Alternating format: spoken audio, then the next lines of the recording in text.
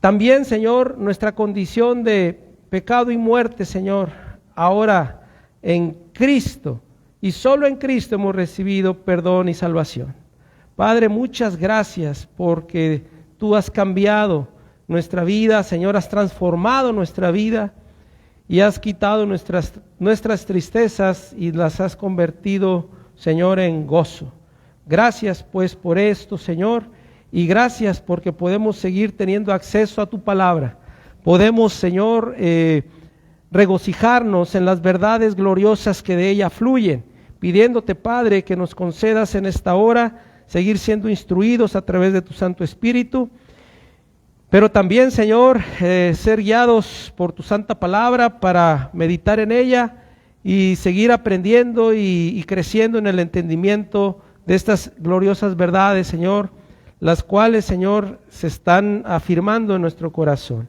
Padre, ayúdanos y gracias por tu palabra, por tu presencia en este lugar y por la obra que comenzaste en nosotros, pidiéndote que tú la sigas perfeccionando para el día de Jesucristo, porque para ti es honra, gloria y alabanza en el nombre de Cristo Jesús.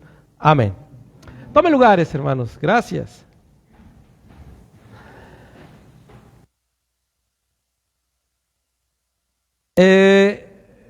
En el mensaje anterior, hermanos, estuvimos hablando un poco sobre el alcance y la eficacia del sacrificio y obra de nuestro Señor Jesucristo por encima de la obra de Adán, allá en Romanos capítulo 5.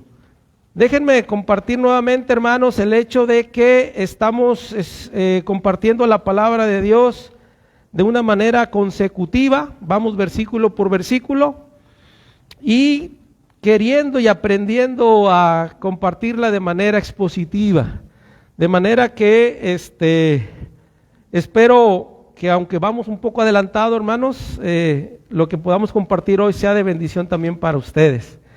Y, hermanos, pues hemos estado analizando de una manera un poco más profunda esta analogía que hace el apóstol Pablo entre Adán y Cristo, ¿verdad? De cómo por causa de Adán entró el pecado al mundo, entró el pecado al hombre, y por ende la muerte, y esta muerte pasó a todos nosotros y nos hizo pecadores a todos, ¿verdad? Por cuanto todos pecaron. Y dice también, ¿verdad?, que la muerte reinó hasta Adán, en un sentido, ¿verdad?, de que el hombre, mientras esté en este mundo, hermanos, siempre va a estar lidiando con el pecado hasta que el hombre reciba el don de parte de Dios, el cual viene a través de Jesucristo. Una vez mencionado ya en los versículos 15 en adelante, empieza este contraste entre la obra de Adán y la obra de Cristo, y vemos, ¿verdad?, que es infinitamente superior la obra de Cristo en la vida de aquellos que creen que el efecto que pudo haber tenido la obra de Adán en cuanto al pecado y a la muerte, por cuanto en Cristo hay perdón, justificación y vida eterna. Y esto es algo muy importante, hermanos, que el apóstol Pablo está confirmando, porque, como ya lo vimos en el capítulo 5, en los versículos del 1 al 11, habla de la justificación. Entonces, lo que está haciendo Pablo es hacer esta analogía entre la obra de Adán y la obra de Cristo, de que no cabe duda que por lo que Cristo hizo, hermanos, el hombre puede realmente estar justificado ante Dios, ser legalmente justo por la obra de Cristo, ¿verdad?, en favor de los pecadores. Así es que Pablo, hermanos, quiere concluir su cátedra sobre el contraste entre la obra de aquel que pecó con la obra de aquel que trajo justificación, perdón y salvación, a través de los versículos 18, 19, 20 y 21, que son los versículos que vamos a ver hoy. Hoy vamos a avanzar un poco más. Ya ven que la semana pasada vimos solamente 16 y 17, y la antepasada nada más el 15, o sea que ahora nos vamos a ir un poco más rapidito, ¿verdad? Déjenme nada más confirmarles, hermanos, que la idea de que Dios inspirando al apóstol Pablo para compartir esta cátedra. Nosotros tal vez hemos usado esta palabra, pero a veces no tenemos muy claro qué quiere decir, ¿verdad? Pero de acuerdo al diccionario, hermanos, la palabra cátedra significa impartir conocimientos de forma elocuente y profunda.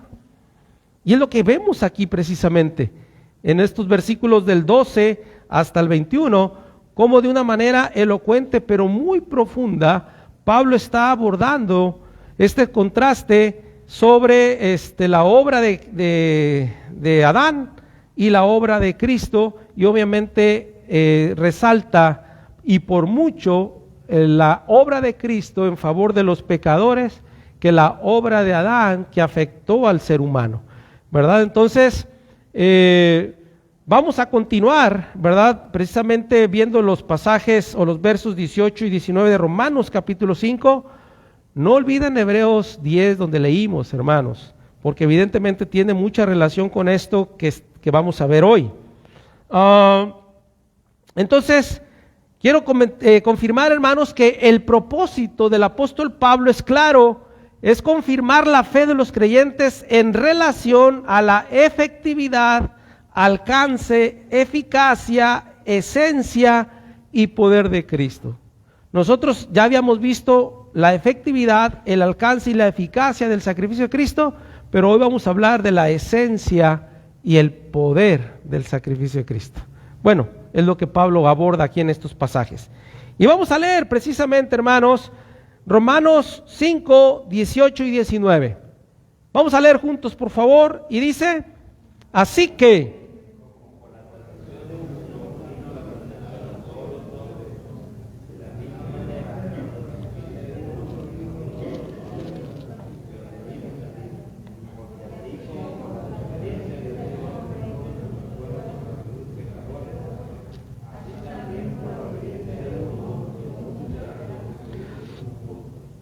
así es, hermanos. Miren, por la obediencia de Cristo, todos fueron hechos justos, ¿verdad? Dice el versículo 18. Miren, el cuarto contraste entre el acto de Adán y Cristo tiene que ver con la esencia del sacrificio de Cristo. Estos versos, hermanos, que leímos resumen esto. Así como sucede con los muchos, o sea, si se fijan, en el versículo 18 dice, así que como la transgresión de uno vino la condenación, ¿a quién? A todos, ¿verdad? A todos. De la misma manera, por la justicia de uno vino ¿a quién? A todos los hombres la justificación de vida. En el versículo 15 de ahí mismo de Romanos, si se fijan, ahí utiliza, en vez de usar la palabra todos, se refiere a muchos. Y se acuerdan que explicamos que el apóstol Pablo, cuando habla del pecado, al usar la palabra muchos, se refiere a todos. Pero en cuestión de la fe en Jesús o de la obra de Jesús, es para los muchos que se refiere el versículo 15, se refiere a todos los que han creído. En este caso, Pablo invierte, ¿verdad?, el sentido en usar la palabra todos, aquí en el versículo 18, ¿verdad? Haciendo relación de que la condenación debido a la transgresión de Adán, dice que afectó ¿a cuántos? A todos. Y cuando usa aquí la palabra todos, se refiere a todos sin excepción. Pero en cuanto a la justificación, dice en el versículo 18 mismo, dice, de la misma manera que la justicia de uno vino a todos los hombres, ¿se refiere a todos sin excepción? No, sino a todos los que creen. ¿Cuántos son justificados? De acuerdo a Romanos 5:1. Justificados pues por la fe tenemos paz para con Dios por medio de... Mientras una persona, hermanos, no llega en arrepentimiento y fe delante de Dios, creyendo en Jesucristo como Señor y Salvador, no puede ser justificado. Al contrario, toda persona que se presenta ante Dios, de acuerdo con la ley, es pecador. Y si es pecador, merece la muerte, el infierno, el castigo. Porque la paga del pecado es muerte. Y por cuanto todos pecaron, están destituidos de la gloria de Dios. Por lo tanto, en el versículo 15 usa la palabra muchos para referirse a todos en un sentido, hablando del pecado, pero también se refiere a muchos en relación a que Jesús justificó a muchos, que son los que han creído. Ya en el versículo 18, hermanos, utiliza la palabra todos, en donde ciertamente todos, en cuestión del pecado, incluye a todo ser humano sin excepción.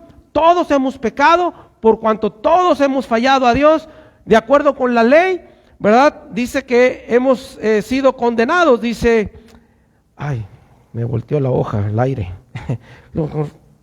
confundido. Así que dice, por la transgresión de uno vino, ¿qué? La condenación. Todo ser humano por su pecado está condenado, dice aquí. Condenado. Pero ahí mismo dice, de la misma manera, por la justicia de uno. ¿Quién es ese uno que justificó? Jesús. Por la justicia de Jesús vino a todos los hombres. Todos los hombres somos justos ante Dios, sino aquellos que han sido justificados por la fe en Jesús. Entonces, ese todo se refiere a todos los creyentes, no a todas las personas sin excepción. Solamente se refiere a todos en términos de sin excepción a todos los que hemos pecado, porque ciertamente todos hemos fallado, pero no todos son justificados, pero todos los que han creído en Cristo son justificados. ¿Sí me explico? Eso es lo que está diciendo el texto. Para confirmarnos a ti y a mí que si yo he creído en Cristo, que si realmente he llegado a Él en arrepentimiento, confesando mi pecado y aceptando que su obra en la cruz es suficiente para pagar la deuda de mi pecado ante Dios, yo soy declarado por Él justo, o soy justificado. Entonces, este texto, hermanos, por eso es importante aclarar estos puntos, porque pareciera como confuso que en el 15 habla de muchos y acá utiliza todos, la palabra todos en el 18, pero esta es la explicación, ¿verdad? Y es claro, porque Dios no puede justificar a aquel que no se arrepiente, aquel que no ha creído. Muchos quieren creer o abrazar la idea del universalismo. Es una doctrina en donde dice que Dios por amor va a salvar a todos los hombres, porque Dios es tan bueno que no puede mandar a nadie al infierno, porque ya no sería bueno, ya no sería un Dios de amor. Pero ¿dónde dejaría Dios su justicia, hermanos, si Él salvara a todos? ¿Dios puede salvar a todos? Claro que Él puede.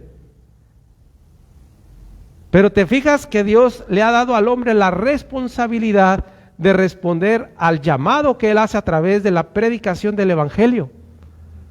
Dice claramente el apóstol Pablo en Corintios, en la primera carta a los Corintios, que agradó al Señor salvar a los creyentes a través de la locura de la predicación. Por eso cuando a ti y a mí nos predicaron la palabra de Dios, gracias, se nos compartió el Evangelio de salvación, el Señor nos confrontó con nuestro pecado y nos llevó a creer en Jesucristo. Dios mismo nos otorga ese don de la fe a través del conocimiento de su palabra, porque dice claramente Jesús, el apóstol Pablo en Romanos 10:17, que la fe viene por el oír, y el oír la palabra de Dios. Al oír la palabra de Dios, o sea, a escucharla con atención. Recuerdan que ya hemos hablado de que normalmente la Biblia, cuando usa la palabra oír, se refiere a escuchar para creer y para obedecer. Por eso cuando Dios nos llama a través del Evangelio, nos llama al arrepentimiento, dice la Biblia. Dios llama a todo lugar, a todos los hombres que se arrepientan. Cuando Pedro está predicando en Pentecostés, él hace un llamado al arrepentimiento. ¿Y qué hacen las personas? Dice que 3,000 atendieron al llamado. ¿Pero cuántos miles crees que había de personas? No sabemos. Eran miles, tal vez 10,000, 20,000, 30,000 personas, no sabemos cuántos. Pero de esos miles que había en el día de Pentecostés estaban celebrando el día de los tabernáculos, una celebración judía muy importante. Había 3 fiestas muy importantes que un judío no debía perderse por lo menos una vez al año, y una de ellas era la fiesta de los tabernáculos. Entonces eran peregrinaciones de judíos que tenían que ir a Jerusalén. Entonces había miles de personas, tal vez 20,000, 50,000, no sé. Pero 3,000 atendieron al llamado a arrepentirse y se arrepintieron. ¿Se acuerdan que le preguntaron, varones, ¿y ahora qué hacemos? Y Pedro les dice, arrepiéntanse, ¿verdad? Y bautícense cada uno de vosotros para el perdón de sus pecados, ¿verdad? Y para que reciban la vida eterna. Entonces, es importante no creer o no abrazar la idea, ¿verdad?, del universalismo. Sí es cierto que Dios ama, hermanos, de una manera completa y perfecta. Dice que Dios amó al mundo, por eso envió a su Hijo unigénito. ¿Para qué? Ahí es donde la situación cambia, ¿verdad? El amor es para todos, pero la salvación es ¿para quién? Para todo aquel que en Él cree. No es para toda la gente, bueno, en un sentido es para todos, pero no todos la reciben. Todo aquel que cree en Él tiene vida eterna, ¿verdad? Y no irá a condenación. Entonces, pero es lo que Pablo quiere reafirmar aquí, ¿verdad? De que por mucho que se hablaba y que se podía argumentar de que el pecado de Adán nos había sido pasado y a través de ese pecado evidentemente no había nada que pudiera evitar que el hombre quedara sujeto a esta maldición, Pablo confirma que Cristo fue suficiente, hermanos, para librarnos no solo del pecado de Adán, sino de las consecuencias de nuestros propios pecados. Porque el alma que pecare, esa morirá, decía el Señor a Ezequiel.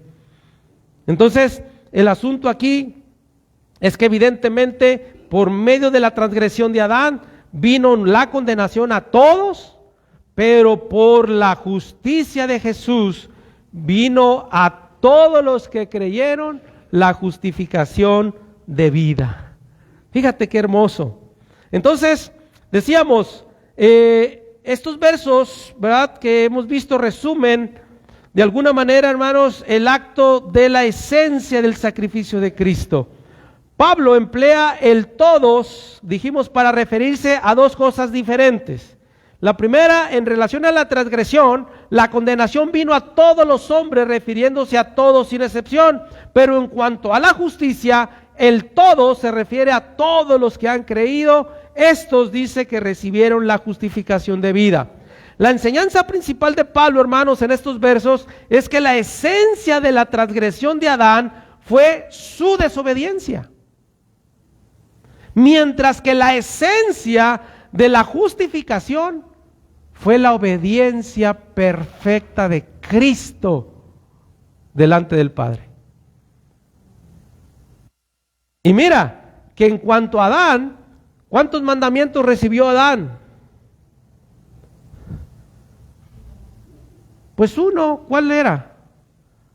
No comas de ese árbol. Todo lo demás puedes hacer. Fructifica, multiplícate, toma del fruto, enseñoreate de los aves, de los animales, del mar, todo. Solamente ¿qué? No comas de ese fruto. Y falló. Pero en cuanto a la ley, hermanos, ¿quién cumplió la ley? ¿Cuántos mandamientos había en la ley? Había muchos, ¿no? ¿Y quién cumplió la ley? Bueno, antes de Cristo, nadie. ¿Y después de Cristo, quién puede cumplirla? Nadie. Pero Cristo la cumplió de forma perfecta. Y con eso logró ¿qué? La justificación a todos los que en Él creen. ¿Por qué en Él? Porque Él cumplió la ley, ¿verdad? Porque la justicia perfecta de Cristo dice que nos es imputada a nosotros, o es puesta a nuestro favor porque creemos en Él. Y lo que Dios requiere del ser humano para ser justificado es eso, que crea en Jesús, ¿verdad? Por eso dice claramente que la justicia vino a todos los hombres, y la esencia de eso es eso, ¿no? Que la transgresión de Adán resalta la desobediencia, mientras que en la justificación resalta la obediencia perfecta de Cristo. Adán, hermanos, al desobedecer a Dios, trajo la muerte, pero Jesús, al obedecer al Padre, trajo la vida. Al usar la palabra constituidos, quiere decir ser hecho o establecido. Si te fijas, en el versículo 19, ahora ya vamos ahí, dice, porque así como por la desobediencia de un hombre, los muchos, otra vez usa aquí la palabra muchos para referirse a quiénes, a todos sin excepción, dice, fueron constituidos pecadores. ¿Cuántos somos pecadores? Todos. Pero aquí la palabra constituidos, ahorita lo voy a explicar. Y luego continúa diciendo, así también por la obediencia de uno, los muchos. ¿Quiénes son los muchos? Todos los que hemos creído, exactamente. ¿Quién dijo? ¿Quién dijo? Ah, ok. Entonces, todos los que hemos creído se refiere a esos muchos que ¿qué? Han sido constituidos justos. Y eso es importante entenderlo, ¿no? Porque si no hay una confusión ahí, porque ¿cómo todos y los muchos? Y, pues, ¿cómo que? No entiendo. Pues claro, es un poco confuso si nosotros no le damos el sentido correcto según el contexto del pasaje, ¿verdad? Por eso dice ahí, hijo, más bajita la voz, bájale. Entonces, dice, así como por la desobediencia de Adán, los muchos, que son todos los hombres, fueron constituidos. ¿A qué te suena la palabra constituir o constituido o constitución? ¿Mande? ¿Ok?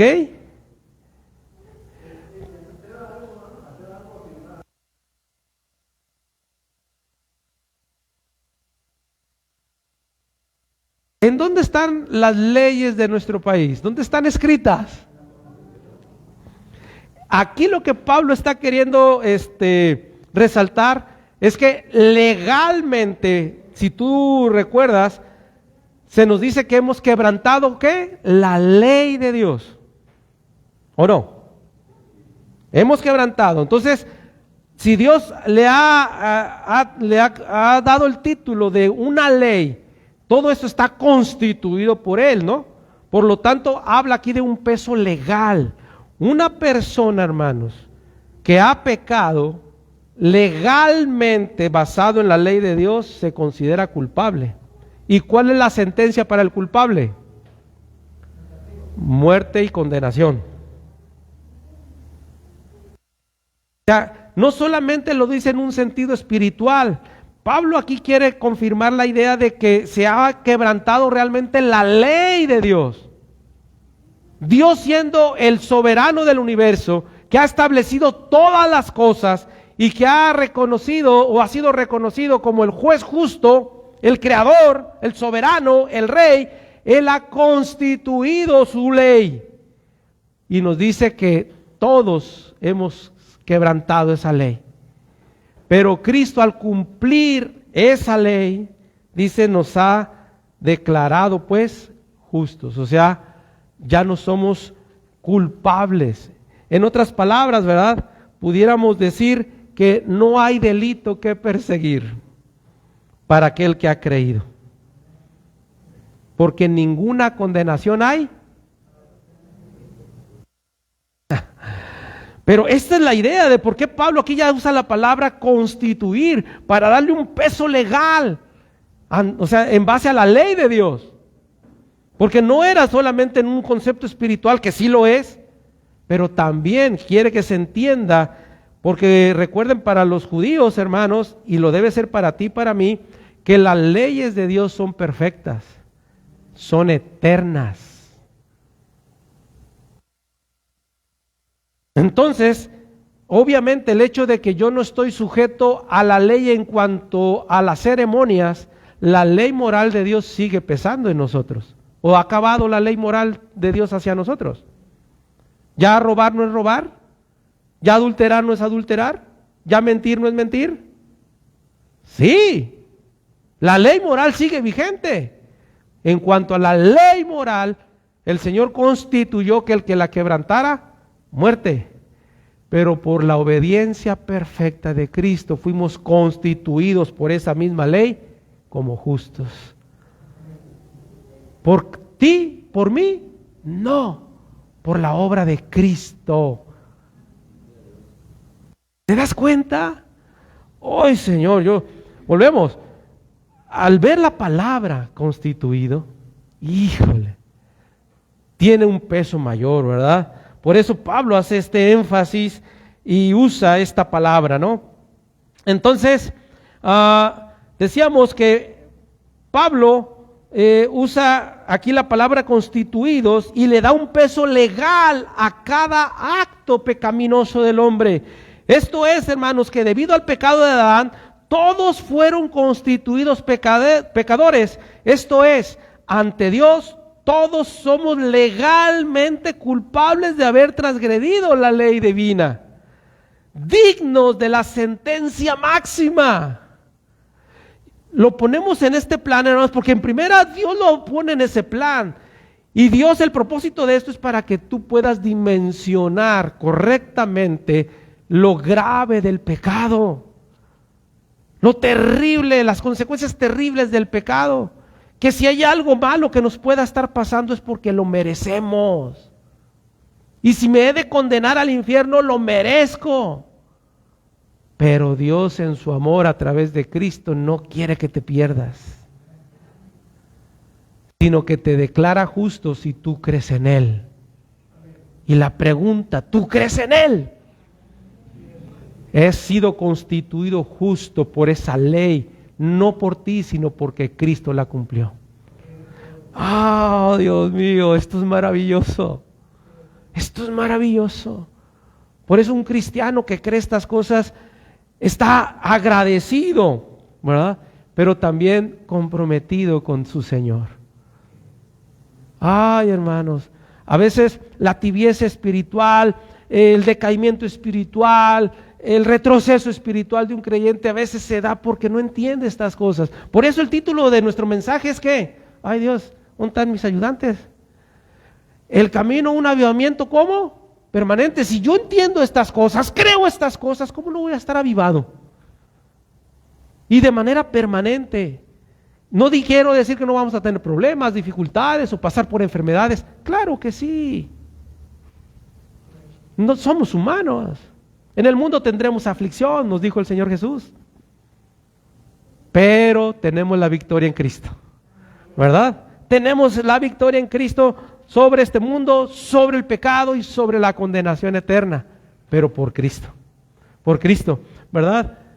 Ponle, por favor, ya no se pone. La otra ya de una vez,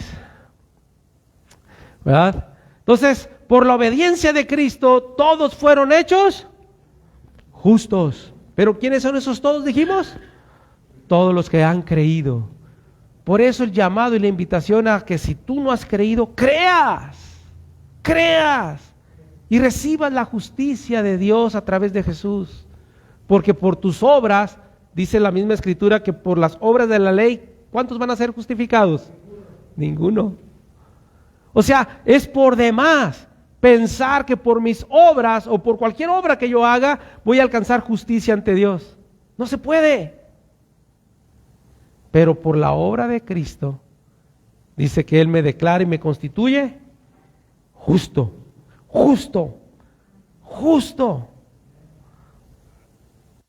¿Cómo puede caber en nuestra mente, hermanos, la idea de que en Romanos 3 Dios declara que no hay justo ni aun uno y Él declare aquí que yo soy justo?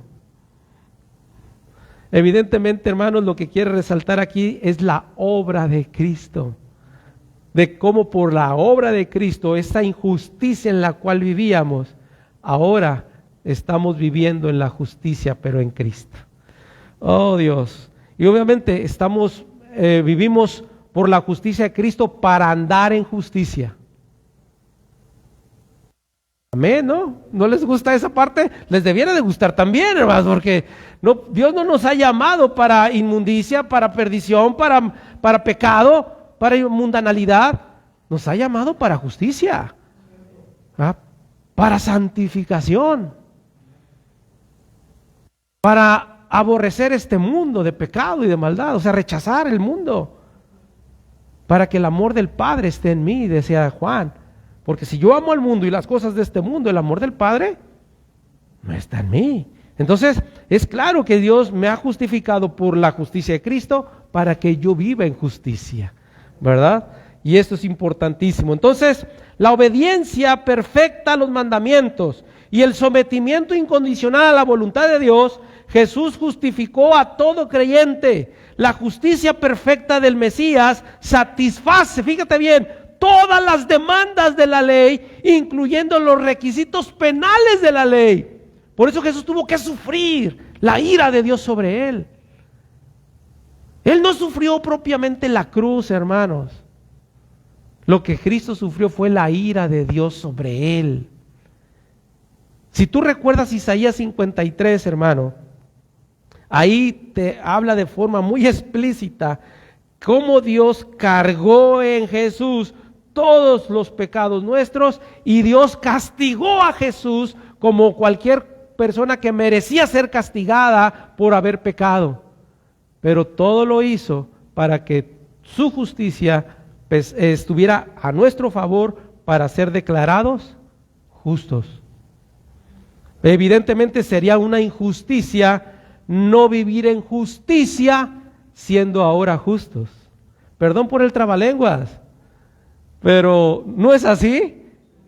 ¿No sería injusto que después de haber sido condenado, digno del infierno, ahora que soy justo por la gracia de Dios, yo siga viviendo en la injusticia, en la maldad? Es una injusticia. Eso no es justo. Bueno, vamos a decir, una persona que es condenada a cadena perpetua o a muerte capital, ¿verdad? Se le perdone la vida, salga de la prisión y siga haciendo lo malo. O sea, oye, ¿no valoraste el perdón? ¿No valoraste el hecho de que se te haya perdonado la vida para que sigas haciendo lo malo?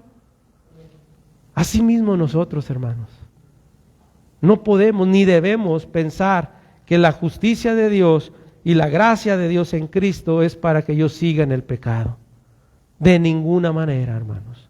De hecho, vamos a ver eso ya en el capítulo 6, que vamos a comenzar la próxima semana, si Dios lo permite. Bien, entonces,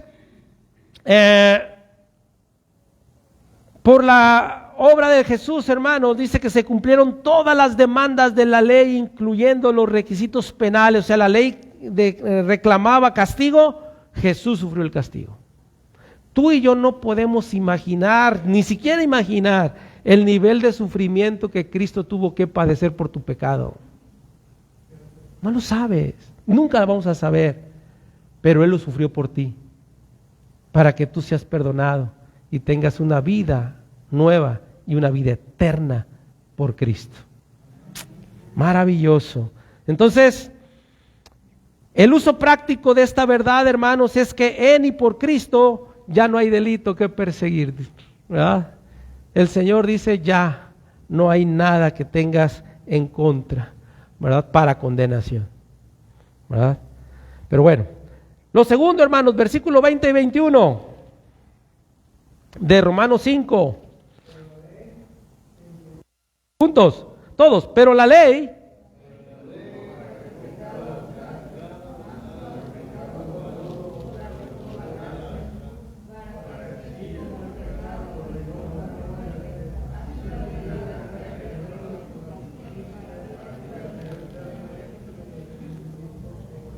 fíjense, hermanos, lo que pusimos aquí, ¿verdad? La gracia de Cristo, ¿qué? Reina, ¿verdad? Por la gracia de Cristo reina la justicia. ¿Para qué? Para vida eterna.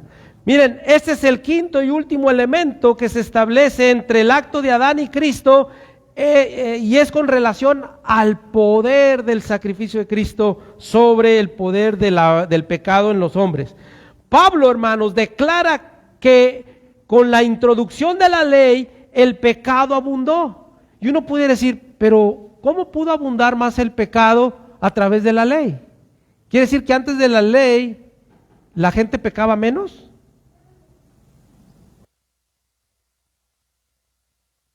A ver, vamos a ver el texto otra vez. Exactamente. Dice, pero la ley se introdujo para que el pecado abundase. ¿Cómo puede ser esto? El asunto es, hermanos, que antes de que existiera la ley de Dios, evidentemente muchas cosas que el hombre hacía no los consideraba pecado.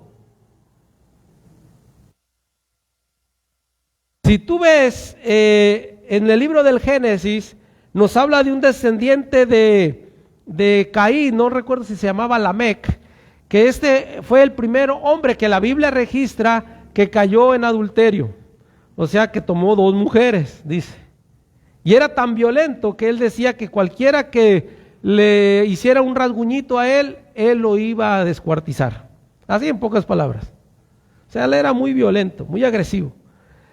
El punto aquí es de que si nosotros llegamos al capítulo 6 de Génesis, dice que Dios se arrepintió de haber creado al hombre. ¿Por qué?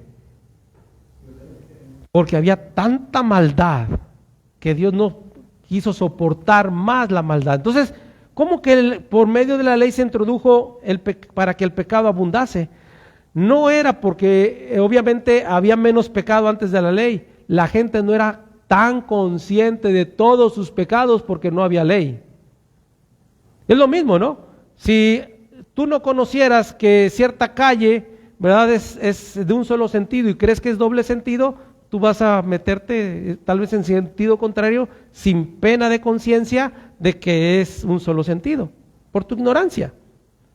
Pero si te encuentras el agente de tránsito te va a infraccionar, ¿verdad? Porque te va a decir, oye, ¿cómo que andas en sentido contrario?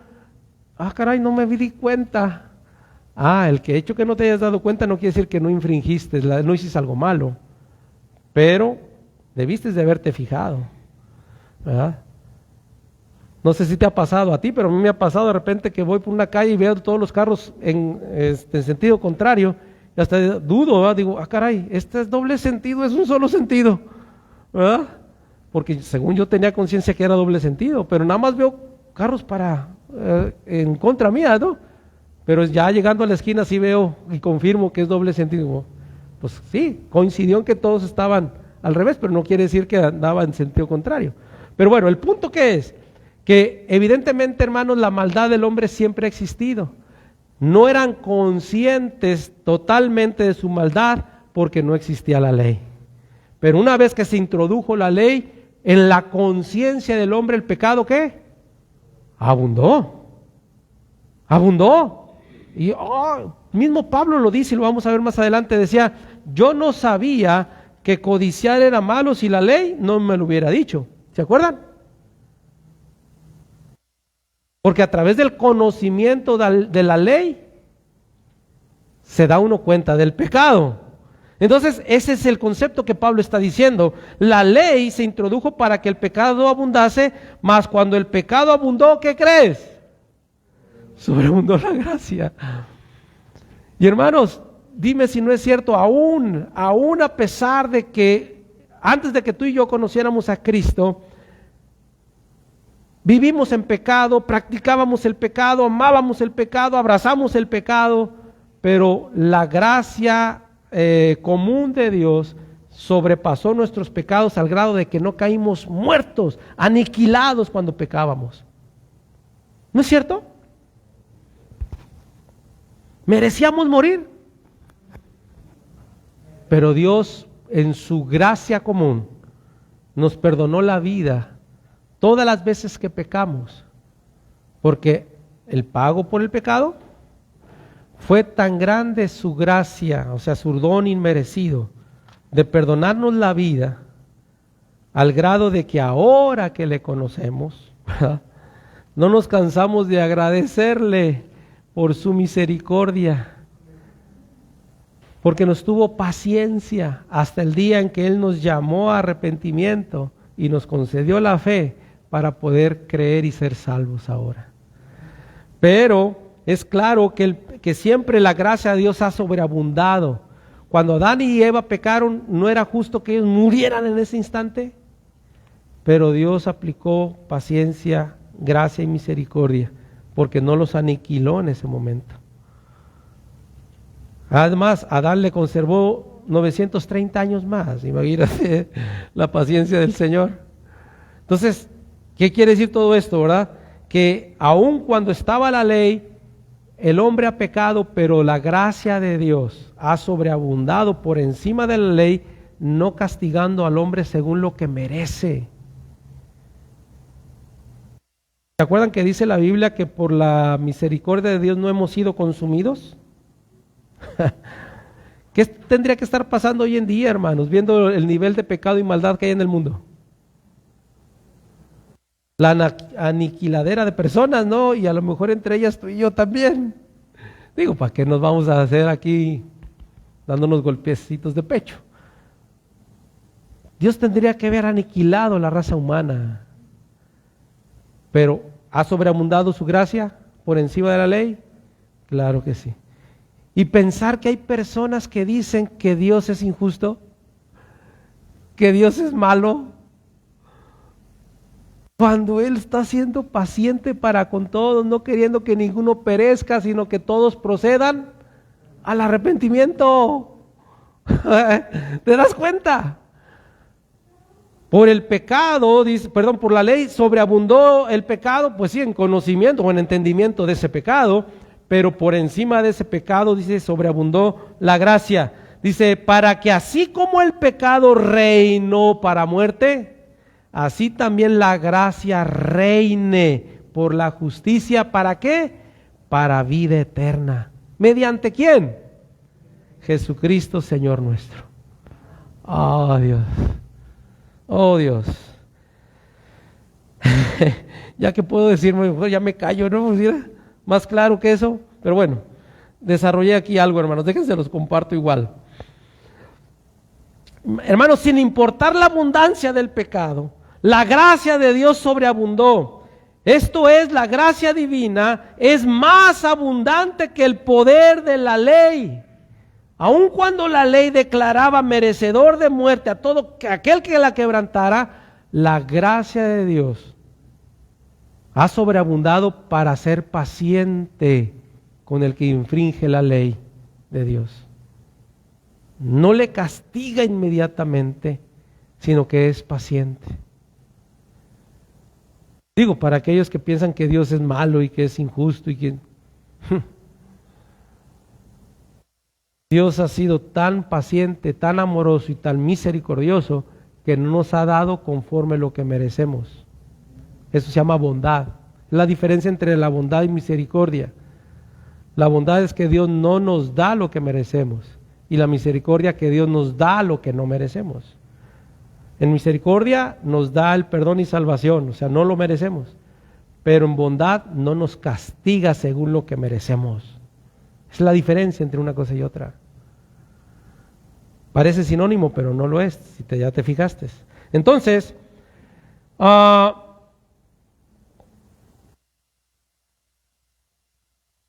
todo esto que estamos hablando, dice, sin importar la abundancia del pecado, la gracia de Dios se abundó. Esto es, la gracia divina es más abundante que el poder de la ley para perdonar y para librar de culpa al pecador. Esto no quiere decir, hermanos, que los cristianos estén liberados de la ley moral de Dios, como lo dijimos, para pecar libremente. Una especie, hermanos, como si fuera un fuero espiritual, ¿verdad?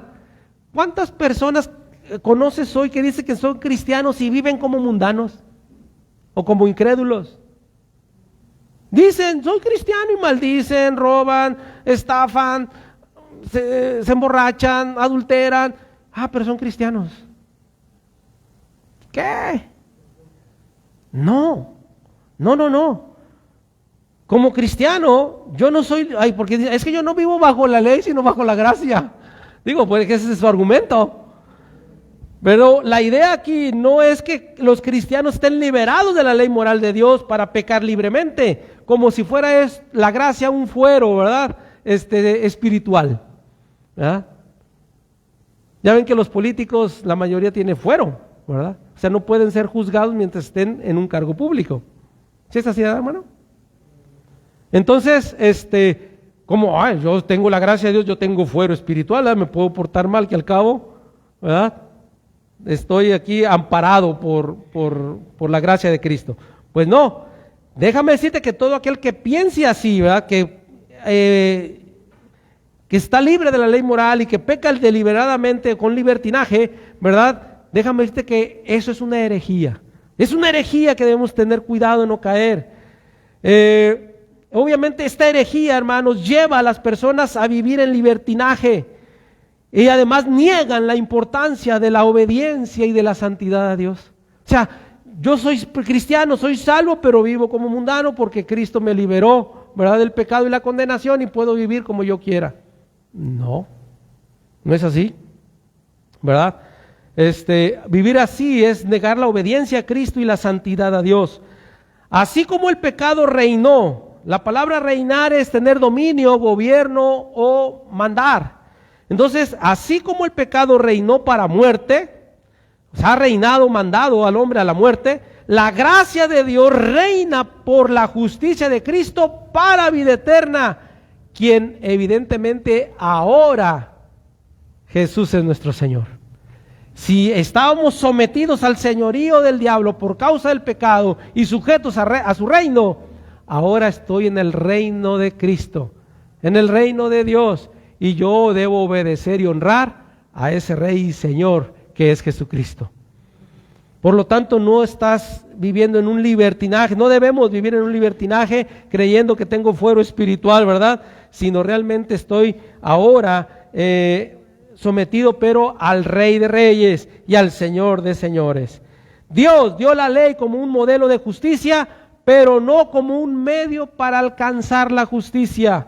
Porque a través de la ley nadie será justificado. La ley no tiene poder para producir justicia, pero todo aquel que ha sido alcanzado por el don y la gracia divina, no solo es declarado justo, sino también tiene un deseo sincero de vivir en justicia. Así es que la justicia es obedecer los principios, mandamientos y las enseñanzas de la palabra de Dios. Digo, para si alguien tenía la idea o la duda de qué es vivir en justicia, pues es vivir obedeciendo los principios, mandamientos y enseñanzas de la palabra de Dios. Así es que, ¿qué les parece estos pasajes? Tremendo, ¿no? Y todo esto, con esto Pablo cierra o concluye con la comparación entre la obra de Adán y Cristo y nos hace otra vez ver con un énfasis muy especial la superioridad del sacrificio de Cristo por las consecuencias que vino a traer el pecado por causa de Adán. Así es que gocémonos por ello, hermanos, y agradezcamos de que el Señor nos ha justificado por medio de la fe en Jesucristo. Y es una gran bendición y que el mundo necesita saberlo. Por eso nosotros tenemos que ir y predicar este evangelio. El evangelio de la salvación, hermanos. No de la prosperidad. Ay, porque muchos, acércate a Dios y Dios te va a ayudar, Dios te va a sanar, Dios te va a componer tu vida. No. Dios te quiere salvar. Y si va a componer tu vida, gloria a Dios por la que la compone, pero esos son añadiduras. Tú busca primeramente el reino de Dios y su justicia. Y todo lo demás te será dado por añadidura. Entonces, gracias a Dios por todas estas bendiciones y como de una manera muy especial Pablo lo explica. Termino.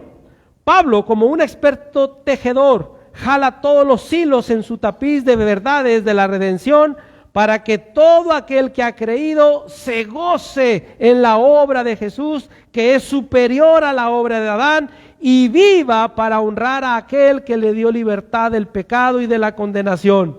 Es por esto y más que podemos cantar con gozo, con gratitud y seguridad. Mis faltas son muchas, pero su gracia es mayor. Que Dios les bendiga, hermanos.